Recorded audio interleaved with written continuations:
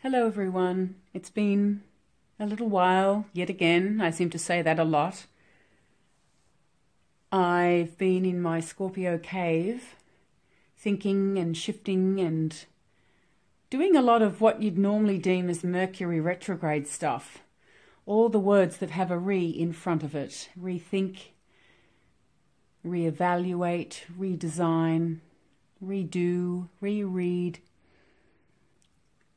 It's been a very interesting time and it's not over yet. And I'm glad I did what I did. I did need to step back. And what I found very interesting is I came across a few YouTubers saying very, very similar things, from reassessing what they deem valuable in their tarot and oracle collection, is enough too much. Connecting with different decks as opposed to what they were very dedicated to up until now. And I really did relate to that, especially Tarot by Anya, the things that she was talking about. It's almost like she read my mind. I found myself sitting quietly over the... Look, this has been going on for months, but especially over the last few weeks. And I was thinking about the tarot cards that I was very drawn to, and all of a sudden started feeling like I don't need all of them. I'm not saying I'd go and just give them away tomorrow, but I could feel a significant shift in my attachment to them, attraction to them. And would you believe, even some of the decks that I don't own that have been happily sitting on my wish list, I started feeling connections to certain cards of certain decks simply by, say, viewing an image online or watching somebody else's vid. And I know that sounds like just a big excuse to buy more, but that's the irony. I don't want to just go and buy more cards, but I felt like my connection to certain decks was shifting. So aside from all of that, just personally, especially considering look, this was going on anyway, and then my friend passed away, and that really gave me a kick. As you can imagine, and most of us have been, through similar things before, you just find yourself sitting in deep contemplation and certainly looking at your value system for starters. And I went into not so much a spin, but more like a void where I just had nothing to say. And I didn't need to share anything. And strangely, I didn't feel uncomfortable. I didn't feel stuck. I didn't feel afraid. I just was. So that intrigued me, and I actually I found myself in a very peaceful state. It's just that living in this world, this 3D world, a part of my logical mind was befuddled, and I found myself asking myself, like, how do I function in this world? Because things need to be done. And if I don't do them, they don't get done, like working, paying bills, sorting things out. It was just a really interesting time. And I had to really push myself to keep the balance. And that is very unlike me. I have a Libra rising. Balance is the key. I've never in my life been a lazy person. And even then, it wasn't about being lazy. It was just about being able to sit still, which doesn't often come easy for me. And I had to honor that part of my soul journey whilst maintaining the daily duties that need to be adhered to in order to keep the balance, in order to survive, in order to prevent things from piling up around me, which drives me crazy. So, yeah, I can't stand clutter. I can't stand getting left behind in my duties. So this was quite a shift. So after much soul searching, I came to the conclusion that I reconnected with my innate Scorpio energy. My friend's passing kicked me into gear. It's almost like he grabbed me by the collar and said, look, it's all very well to do your healing and your tarot and your this and your that, but you're sending all your energy outwards. What about inwards? I've spent most of my life turning inwards, and I thought, my goodness me, I just feel this is so right. This is so true. Have I disconnected from my inner world? So I needed to reconnect in an authentic way. And upon sitting quietly, I realized just how busy my logical mind has been. So you might say in a 10th house Capricorn kind of way, you know, public sector and all. Oh, wow, I've been achieving lots. But there was a part of the soul side of things that was, I think, a little bit lost and feeling neglected. So I had to remind myself something I know and have known for many years, and that is that Scorpio energy moves very, very slowly and privately. It moves in the dark shadows. It's like turning on a lamp but putting it under the table and attempting to read. That's what Scorpio is. And I thought, well, that's where I'm meant to be. I'm a Scorpio sun, and I'm in a 5 personal year change. So I knew all this logically, but was I participating? How deeply was I participating in my 5 year of change, which is internal and external? So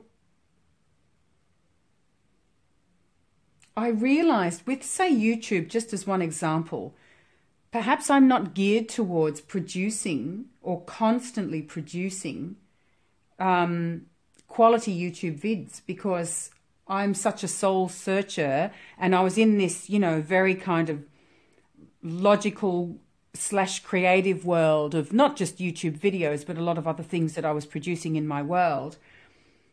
And so when I did step to think about, when I sat down to reassess how authentic I was being to myself, I thought, gosh, I think I need to admit that for me to produce authentic YouTube videos, just as one example, I'm just going to have to do them when the drive comes from my inner self, from my inner world, rather than mechanically trying to keep up. And I think that was the thing. I felt, why did I even start this YouTube channel? I can't keep up with everyone. And I thought, well, hang on a minute. Who said anything about it being a competition? None of you certainly have. So it's coming from me. So I decided that's it. I definitely choose to and feel very enthused to continue this channel and produce videos. However, it has to be with integrity from my heart, when truly inspired from my soul, and not just a logical decision because I got a new deck. And of course, I'll never keep up with, you know, some of the channels. You guys and gals are amazing. You continue to bring new decks to my attention. And can I just say, I love it. I will never, ever get sick of a deck walkthrough and your opinions on it. I love it. But maybe it's not my thing to do constantly as a return. What I have to offer is more about my experience with the deck, or my experience with life in general. And so I'm just sharing that with you because I feel that this is where Pathways and Possibilities is heading. And it's where it should have been heading in the first place. It was my initial intent. I changed my name from Star Garden Wellbeing to Pathways and Possibilities for a reason. Yet I jumped onto YouTube and almost felt obliged to do it in a certain way, which came from me, from no one else. So I'm taking responsibility for taking myself off my path. So I'd rather offer less videos with more authenticity and high integrity than loads and loads for less quality. And hats off to all of you amazing people that do continue to produce, not churn out, but produce top quality videos. I love your channel so much. Too many to mention, but I think you know who you are, because I will comment. And I think what you do is extraordinary, and I don't know how you get the time to do it, but I would just like to say before I go any further, thank you, A, for listening to this soul talk of mine, but also to the people that do stick around to watch my videos. I'm really, really grateful. Thank you so much, because I know I am a little kind of spasmodic with my delivery. But just know that I love watching and learning from you, and